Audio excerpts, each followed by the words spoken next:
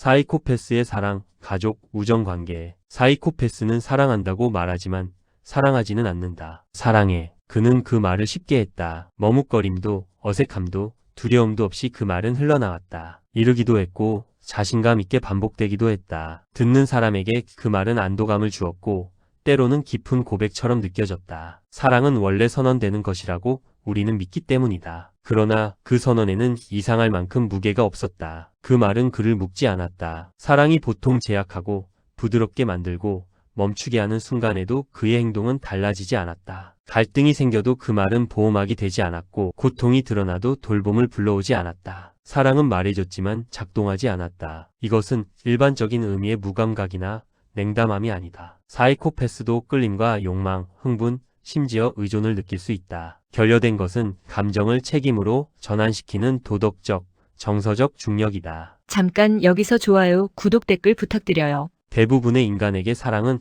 내적 재구성을 동반한다. 타인의 안녕이 중요해지고 선택에는 결과가 생기며 자유는 자발적으로 좁아진다. 사이코패스에게 사랑은 변형이 아니라 선언에 머문다. 그것은 상태가 아니라 발언이다. 사랑해라는 말은 관계를 지속하겠다는 신호이자 소유와 적군을 확보하려는 의사표현이다. 그것은 타인에 의해 변화될 준비가 되었음을 의미하지 않는다. 이 차이는 불편함의 순간에서 분명해진다. 사랑이 인내나 희생, 자제를 요구할 때 사이코패스는 헌신이 아니라 짜증을 느낀다. 상대의 필요는 의무가 아니라 방해물로 인식된다. 그는 듣고 사과하고 약속할 수는 있다. 그러나 그 제스처들은 돌봄을 깊게 하기 위한 것이 아니라 상황을 원래대로 되돌리기 위한 기능을 한다. 파트너들은 이 결핍을 설명하기 어려워한다. 겉으로는 문제가 없어 보이기 때문이다. 그는 연락하고 칭찬하고 친밀함을 주도한다. 심지어 질투나 상실에 대한 두려움을 표현하기도 한다. 그러나 그 신호들 아래에는 공허한 중심이 있다. 파트너는 언어적으로는 사랑받지만 존재적으로는 사랑받지 못한다고 느낀다. 철학적으로 사랑은 단순한 감정이 아니라 윤리적 태도다. 사랑한다는 것은 즉각적인 이익과 무관하게 타인이 중요해지는 것을 허용하는 일이다. 그것은 타인의 고통에 취약해지고 자신의 영향에 책임을 지는 것이다. 사이코패시는 이 구조를 차단한다. 죄책감과 공감, 후회가 없는 곳에서는 사랑이 뿌리 내릴 수 없다. 이 때문에 사이코패스와의 관계는 명시되지 않은 조건부 관계로 느껴지는 경우가 많다. 보상이 되는 동안 애정은 지속되고 비용이 발생하면 충성은 사라진다. 파트너는 사랑이 평가되고 있다는 감각을 갖게 된다. 안정감은 수행으로 대체된다. 많은 이들이 이런 관계의 예상보다 오래 머문다. 사랑의 선언은 설득력이 있기 때문이다. 말로 표현된 확신을 감정의 진실로 받아들이는 문화적 서사가 이를 뒷받침한다. 말과 행동이 어긋날 때 사람들은 성격이 아니라 상황을 탓한다. 그가 스트레스를 받고 있다. 오해받고 있다. 변할 것이다. 그러나 행동을 바꾸지 않는 사랑은 불완전한 사랑이 아니다. 그것은 전혀 다른 현상이다. 애착이라기보다 소유에 가깝고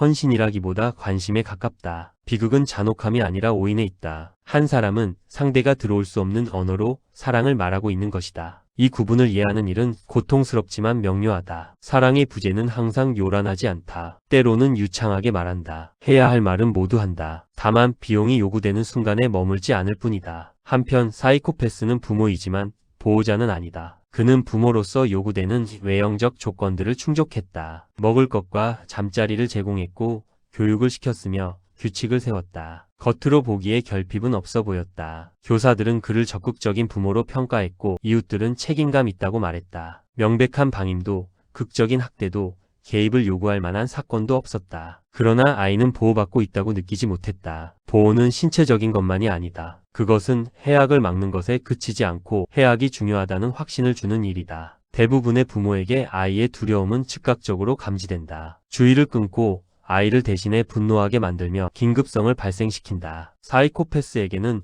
이러한 공명이 존재하지 않는다. 아이의 고통은 흡수되지 않고 관찰된다. 그는 아이가 슬픔을 설명하면 놀라울 만큼 정확하게 이해했다. 말을 되풀이할 수 있었고 문제를 요약했으며 성숙하고 합리적으로 들리는 조언도 했다. 그러나 아이의 취약성이 지닌 무게를 느끼지는 못했다. 그 고통은 그의 안에 머물지 않았고 우선순위를 바꾸지도 반응을 부드럽게 만들지도 않았다. 이로 인해 아이에게는 특정한 혼란이 생긴다. 무시당하지는 않지만 안아 올려지지도 않는다. 경험은 지적으로는 인정되지만 정서적으로는 받아들여지지 않는다. 아이는 감정이 해소되지 않은 채 설명될 수 있다는 것을 배운다. 시간이 지나면서 이는 위험한 교훈이 된다. 고통은 반응을 이끌어내는 것이 아니라 설명해야 하는 것이 된다. 이런 환경에서 자란 아이들은 종종 자신의 인식을 의심한다. 명백한 해악이 보이지 않기 때문에 문제는 자신에게 있다고 생각하게 된다. 그들은 말투와 표정, 승인에 과도하게 민감해진다. 감정을 허용 가능한 언어로 번역하는 법을 배우며 정확함이 언젠가는 돌봄을 불러오기를 기대한다. 사이코패스 부모는 아이를 연작물이나 책임 혹은 하나의 프로젝트로 인식할 수 있다. 성공은 자신의 평가를 높이고 실패는 불편함을 초래한다. 아이의 독립성은 통제나 이미지에 위협이 되지 않는 한에서만 허용된다. 아이가 부모의 균형을 깨는 요구를 할 때 관심 대신 짜증이 나타난다. 중요한 점은 이것이 무관심의 문제가 아니라는 것이다. 사이코패스 부모는 행사에 참석하고 규율을 집행하며 가치에 대해 말할 수 있다. 결여된 것은 정서적 피난처다. 아이는 약해져도 안전하다고 느끼지 못한다. 취약성은 위험이 된다. 사랑은 수행과 침착함 혹은 유용성에 조건화된다. 성인이 된 후에도 많은 이들은 무엇이 잘못되었는지 설명하기 어렵다. 명확한 학대의 기억은 없고 다만 지속적인 공허감만이 남아있다. 그들은 큰일은 없었다고 말한 뒤 하지만 중요한 무언가가 없었다고 덧붙인다. 이 부재는 눈에 보이는 상처를 남기지 않기에 이름 붙이기 어렵다. 철학적으로 부모 역할은 비대칭적이다. 부모는 권력을 지니고 있으며 그에 따라 정서적 수용에 대한 책임을 진다. 아이를 보호한다는 것은 두려움을 대신 흡수하고 불안을 아이에게 되돌려주지 않는 일이다. 사이코패시는 이 비대칭을 붕괴시킨다. 아이는 감정을 혼자 감당하게 되고 너무 이르게 어른이 되며 내적으로 고립된다. 이런 양육의 비극은 무엇을 했느냐가 아니라 무엇을 제공하지 않았느냐에 있다. 아이는 너무 일찍 자립을 배우고 너무 늦게 신뢰를 배운다. 유능하고 말 잘하며 통제된 어른으로 자라지만 두려울 때 누군가가 와줄지 확신하지 못한다. 보호하지 않는 부모는 항상 의도적으로 해를 가하지는 않는다. 때로는 보호가 필요했다는 사실 자체를 알아차리지 못했을 뿐이다. 한편 사이코데스에게 우정은 필요할 때만 유지되었다. 그는 그것을 우정이라고 불렀다. 생일을 기억했고 취향을 알고 있었으며 농담을 나눴고 겉으로는 늘 곁에 있는 사람처럼 보였다. 모임에서는 종종 중심에 있었고 관심을 아끼지 않았으며 타인을 포함시키는데 능숙했다. 외부에서 보면 그는 사교적이고 충성스러운 사람처럼 보였다. 그러나 그 관계에는 미묘한 규칙이 작동하고 있었다. 상황이 바뀌자 우정은 옅어졌다. 쓸모가 줄어들자 연락은 사라졌다. 갈등도 없었고 거리를 정당화할 만한 극적인 배신도 없었다. 관계는 그저 만료되었다. 대부분의 사람에게 우정에는 기능을 초과하는 요소가 있다. 우정은 쓸모를 넘어선다. 불편할 때도 도움이 되지 않을 때도 잠시 중요하지 않을 때도 남는다. 관계 그 자체가 가치를 갖게 되기 때문이다. 사이코패스에게는 잉여가 없다. 관계는 지속적으로 평가된다. 그 평가가 보이지 않을 뿐이다. 사이코패스는 이 구조에 대해 반드시 친구를 속이지는 않는다. 그는 진심으로 함께 있는 시간을 즐길 수도 있다. 웃고 선택적으로 속내를 나누며 몰입한 것처럼 보일 수도 있다. 그러나 수익이 줄어들어도 살아남는 방식으로 애착하지는 않는다. 친구가 더 이상 지위나 자원, 자극, 보호를 제공하지 못하면 유대는 느슨해진다. 이 도구적 논리는 취약성의 순간에서 드러난다. 친구가 상실이나 질병,